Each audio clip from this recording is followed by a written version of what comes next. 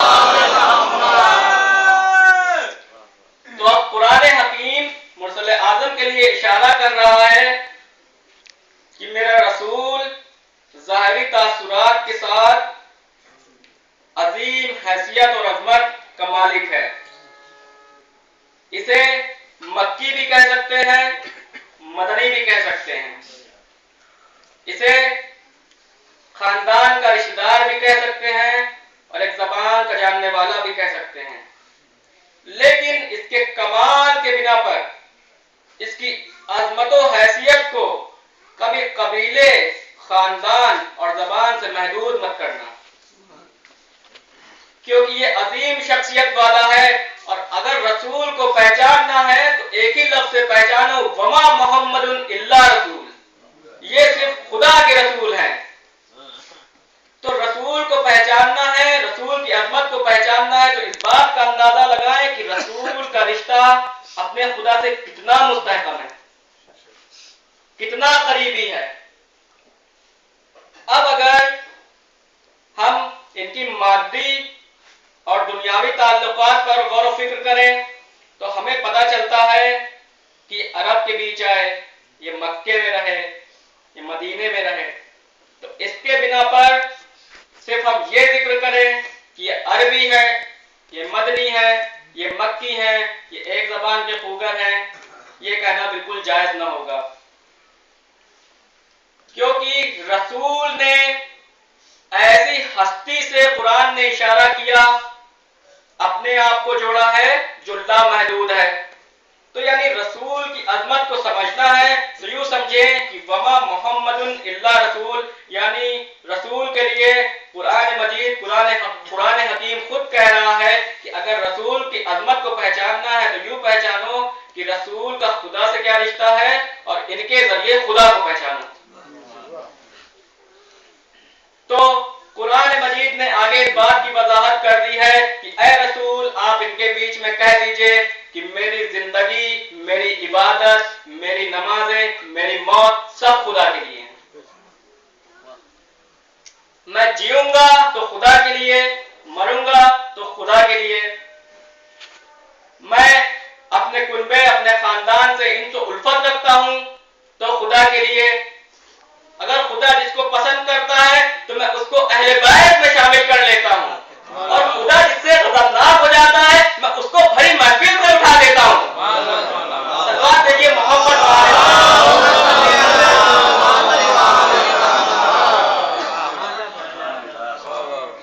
तो मालूम यह होता है कि अगर रसूल से वाकिफ होना है तो उनको मक्की कहना, मदनी कहना ये काफी नहीं है। ना अहल है वो लोग जो रसूल को सिर्फ उनकी जात को इस बात से जानते हैं कि ये मक्की हैं, ये अरबी हैं, ये मदनी हैं, ये फला कबीले से ताल्लुक रखते हैं, ये हाशमी हैं। वो रसूल की अजमत को उनकी जुल्फ और रुखसार के पैमाने से पहचानते हैं। तो रसूल ने खुद वादे कर दिया है कि अगर मुझे पहचानना है तो सिर्फ और सिर्फ मुझे इस बात से पहचानो कि मैं खुदा का रसूल हूं। यानी अगर रसूल को पहचानना है तो सिर्फ रिसालत को पहचानना पड़ेगा, रिसालत की अजमत को पहचानना पड़ेगा।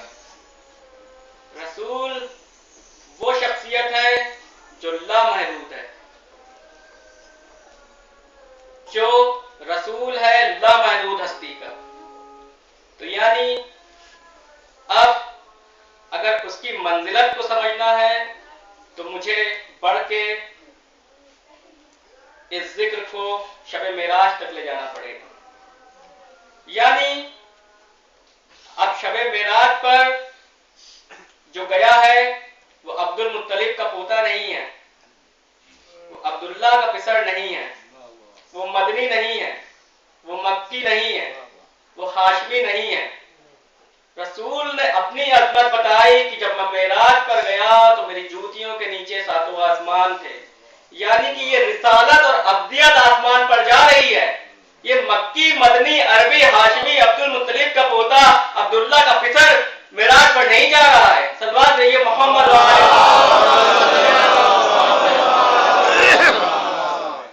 अब रिसालत अब्दियत, ये दोनों अपना अपना काम कर रही हैं। अब अब्दियत को पहचानना है, अब्दियत का तकाजा लगाना है, तो ये रिसालत का ही एक बहुत, मैं अभी इस मंजिल पे आपको इस बात की इतनी वजाहत नहीं कर पाऊंगा, लेकिन एक रिसालत की ही एक बहुत अजीम डिग्री है अब्दियत। यानी अब्दियत वो जो खुदा की निशानियों अलामत को वाज़े करे। जहां तक मेरी अक्ल गई और मुझे समझ में आया कि अब्दियत और रिसालत दोनों अपना अपना काम कर रही थी मेराज में। अब्दियत वो जो खुदा ने रसूल को मेराज में बुलाकर जो अपनी निशानी दुनिया के सामने रखी, ये वो काम कर रही थी। और इसके बाद जो वाकया पेश आया, यकीनन वो वाकया था, वो मौका था गदीर खुम का, कि अब्दियत वहां पर ये समझ रही थी कि अपना जानशी रसूल को किसे बनाना है और खुदा के तासुरात, खुदा की निशानियों को दुनिया पे कैसे वाज़े करना है, कैसे यकीन दिलाना है कि खुदा वो शख्सियत है, वो अजीम ज़ात है कि जिस पर जो जाहिर नहीं है हमारे बीच में। ये बात खुदा की जो सिफात हैं, इसे हम सिफाते सुबूतिया और सिफाते सल्बिया में ये बात हम और वाज़ेह तरीके से समझ सकते हैं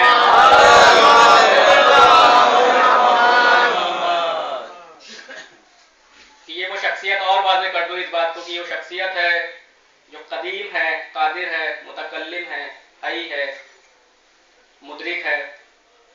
तो इस पे इंशाअल्लाह गुफ्तगू कभी होगी, लेकिन अब इस ज़ात को पहचानना था और अपना जानशीन आके मुकर्रर करना था। तो ये मौका था गदीर खुम का। जो शब मेराज रसूल गए हैं और जो पैगाम लेकर आए हैं, तो उसके बाद उन्होंने गदीर खुम में जो मंजर था वो सब तारीख आपके सामने है। बाकी आप जानते हैं कि उसके बाद कैसे कैसे इस्लाम की मंजिलत आगे बढ़ी और किस तरीके से सूरा आया कुरान में और किस तरीके से दीन मुकम्मल हुआ, सब तारीख में है और आपके जहनों में है। तो इस पर गुफ्तगू नहीं करनी मुझे। तो बस यहीं से मैंने अपने मजलिस के उन्वान को मोड़ दिया कि ये मेराज, ये शबे मेराज और ये मेराज का वाक़या और गदीर खुम का वाक़या और उसके बाद ये मेराज शहादत का वाक़या, जो यकीनन पैगंबर के नवासे हुसैन ने करबला में आकर अंजाम दिया है, ये वो अजीम वाक़या है कि जो हमारे दिलों में इस तरीके से है कि हम हर साल फर्श अज़ा बिछाते हैं, हर साल इस अज़ीमुश्शान हैसियत रखने वाले और मादियत रखने वाले ज़ात पर फर्श अज़ा बिछाकर हम ज़हरा के लाल का पुरसा देते हैं।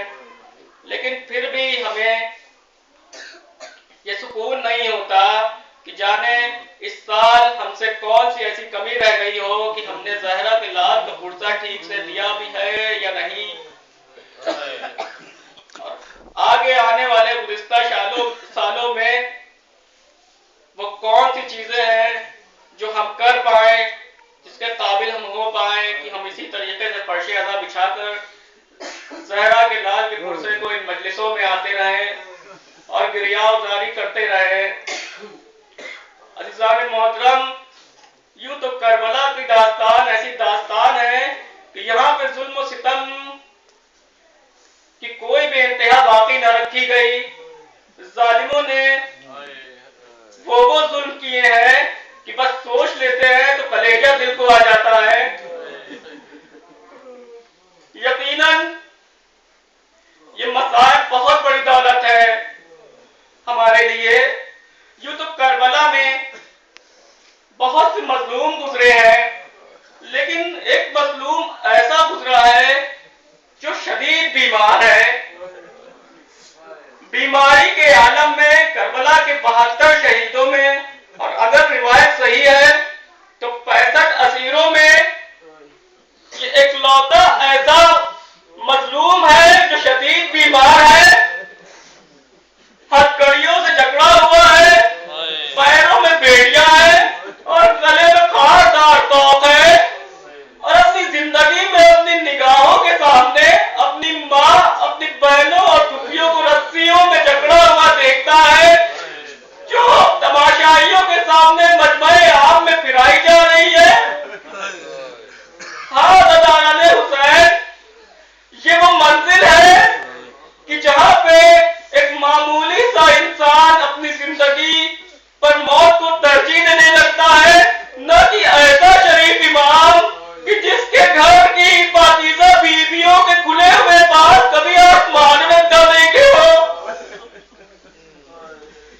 दस्तूर ये है कि जब कोई लंबी बीमारी से उठता है तो दिल इतना कमजोर हो जाता है, कुव्वते बर्दाश्त इतनी कम हो जाती है कि इंसान बात बात पर जिद करने लगता है और चाहने वाले पहलाते हैं।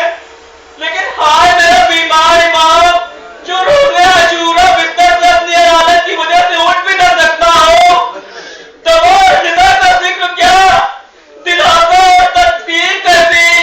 बस एक मर्तबा अश्किया सेमे में आते हैं और आग लगाकर सेमे में एक मर्तबा बीमार इमाम का बिस्तर से घसीट लेते हैं।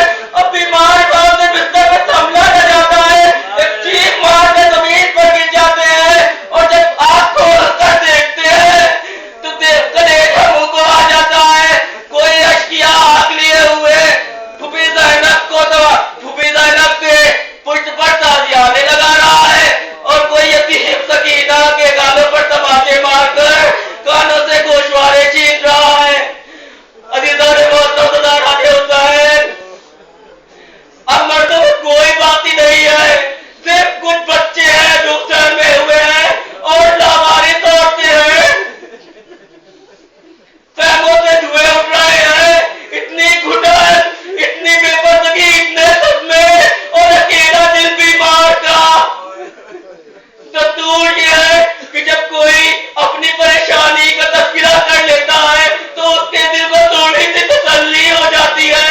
लेकिन हाय मेरा बीमार इमाम और हाय करबला के असीर, तस्करा कैसा। अगर किसी की आंखों से आंसू निकलते थे तो अश्किया ताजियाने लेकर झपटते और बोल दिया देते कि सोचते थे तस्वुर से कलेजा मुंह को आ जाता है। बस अजीज़ा है मोहतरम, मनकूल है कि बस बीमार इमाम असीरों का काफिला लेकर दाखिले शाम होते हैं। असीर साथ में है और यजीद मलून ऐलान करा देता है कि सारी औरतें और मर्द खुशियां मनाएं क्योंकि मेरे पते की सवारी आ रही है। बस एक मर्तबा हुजूम है, इतनी कसरत से लोग इकट्ठा है कि दिल रखने की जगह नहीं है। जिनको जगह नहीं मिलती है फोटो पर चढ़ जाते हैं। बस इसी वजह से अहले हरम के इस प्यासे काफिले को जगह जगह पर रुकना पड़ा। अब रावी कहता है कि अदायती बीमार इमाम के पुष्प पर ताजियाने लगाते हुए ऊँटों की बेहार, जीरों के ऊँटों की बेहार लेकर दाखिले शाम होते हैं। एक मर्तबा रात की तकरत, तपती हुई धूप और तोप लगाते इतना मजबूर हो जाते हैं, इतना कि चक्कर आने लगता है। एक मर्तबा बैठकर रोने लगते हैं, क्या करे कुछ समझ में नहीं आता, बैठकर रोने लगते हैं। फूफी ज़ैनब से ये देखा न जाता है कि मेरे भतीजे ईमान में है। एक मर्तबा नजर की तरफ रुख करती है और आवाज देती है, बाबा अपने पोते की खबर, बीमार पोते की खबर लीजिए, आप तो आलम के मुश्किल कुशा है। मर्दों में कोई नहीं बाकी है, अब एक ही सहारा है, वो भी खत्म हो रहा है। बस एक मर्तबा रावी कहता है कि कलेजे तो और पैरों से बड़ी बेड़ियां टूटती है और ये मंजर हजरत देखकर बस एक मर्तबा बारगाह इलाही में दुआ करते हैं कि ऐ परवरदिगार, मैं अपनी परेशानियों से तंग नहीं हूँ।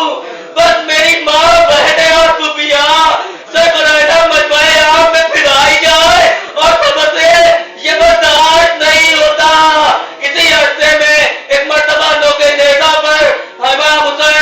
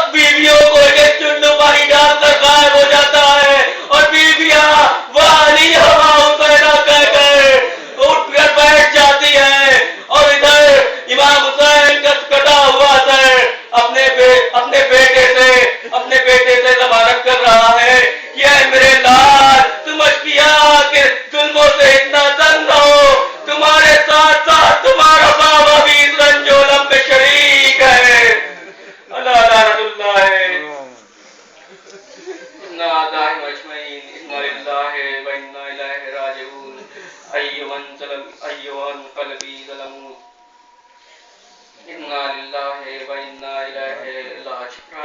या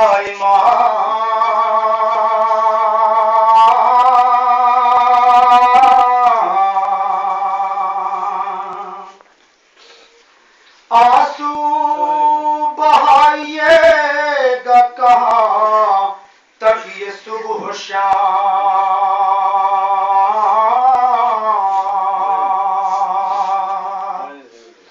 मौला शहादतें तो हैं मीरास आपकी, क्या काट देंगे रोते हुए पूरी जिंदगी।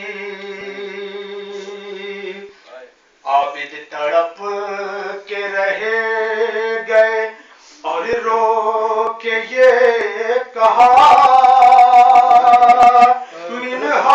मिनहाल मिनहाल, हाय तूने भी इंसाफ ना किया।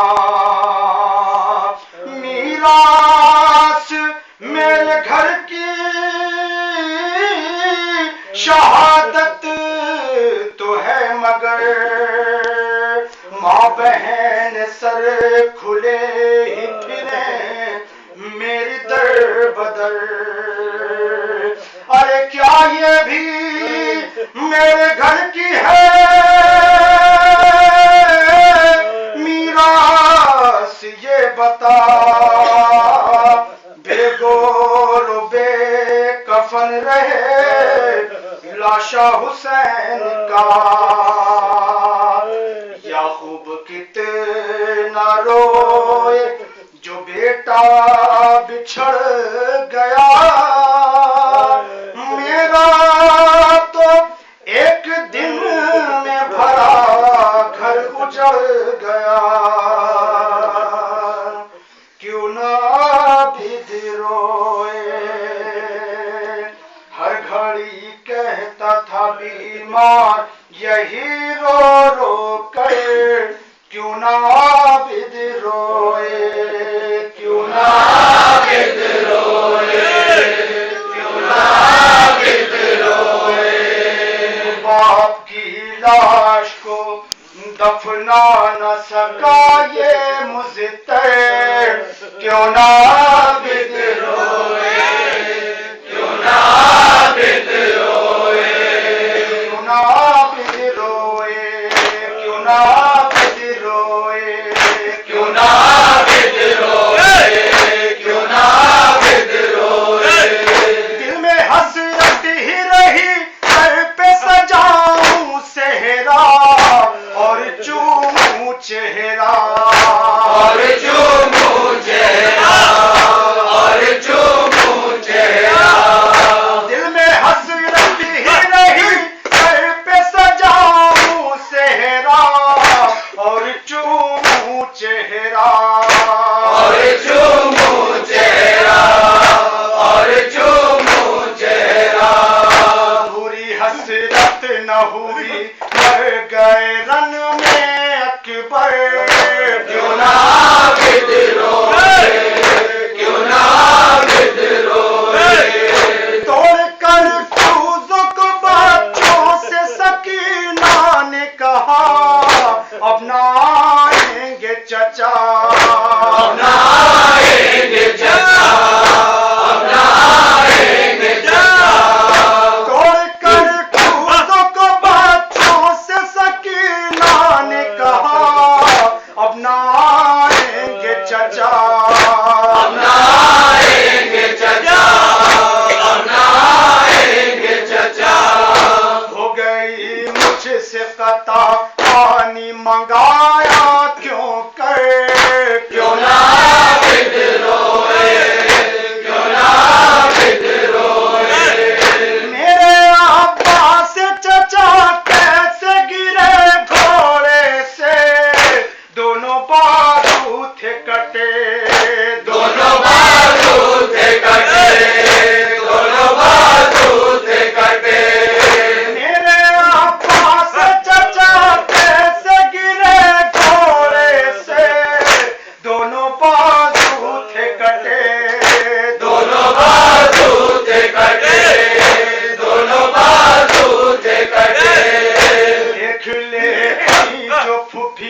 अम्मा तो फट जाता जिगर, क्यों ना विद्रोहे, क्यों ना विद्रोहे।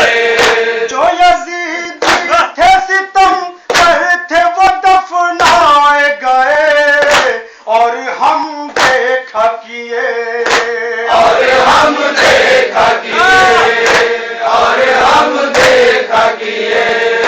जो यजीदी थे सितम करते वो दफनाए गए और हम देखा किए, और हम देखा किए, और हम देखा किए।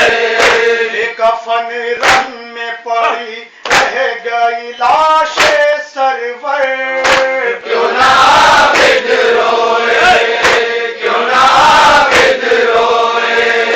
कोई जिंदा न रहा रश से जब आंखें खोली, हर तरफ लाशें थी, हर तरफ लाशें थी, हर तरफ लाशें थी। कोई जिंदा न रहा रश से जब आंखें खोली, हर तरफ लाशें थी, हर तरफ लाशें थी, हर तरफ लाशें थी।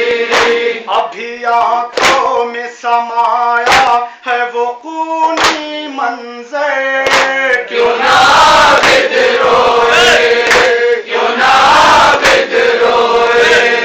उजड़ा इरफान जब आबाद गुलिस्तान अली, तब बचा दीन नबी, तब बचा दीन नबी, तब बचा दीन नबी। उजड़ा इरफान जब आबाद गुलिस्तान अली, तब बचा दीन नबी, तब बचा दीन नबी, तब बचा दीन नबी।